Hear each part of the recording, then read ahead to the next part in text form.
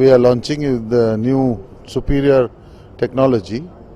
With this technology, the ultimate users will have benefit in terms of fuel economy, lower operating costs. They will be able to monitor the condition and the health of the machine sitting not only in the office far away at a remote location, but also the operator will have greater comfort with air conditioned cabins, with pressurized cabin, and with faster hydraulic speeds. The outputs will be more. So in overall, in the long run, the people will be able to gain far more advantage and their business will become more profitable.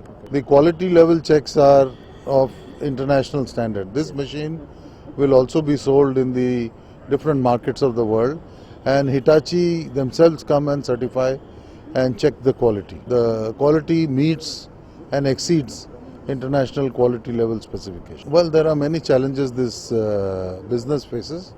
One is the shrinking Indian demand, number one. Number two is the intensity of competition with more players coming in, especially new Chinese players coming in. Third is, is also very important is the human aspect of the business, is to get engineers to be in this business. They are all preferring to go to IT and white-collar kind of work instead of getting into manufacturing and technologies which are more down to earth. See, technology has a major role in terms of seeing that that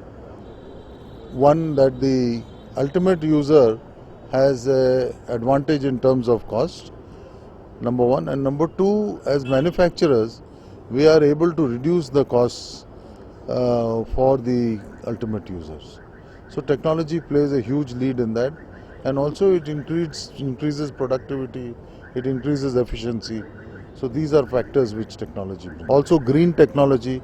Today, world over, people are moving into lower and lower emissions. So we are also incorporating here technologies which ensure that the emission levels are under control. We have networking here in India, and our owners, Hitachi Construction Machinery, they have networking all over the world. In the Indian market, this size of product is about 5,500 to 6,000 machines in a year. And we are expecting that over the years this will grow at least 10% per year.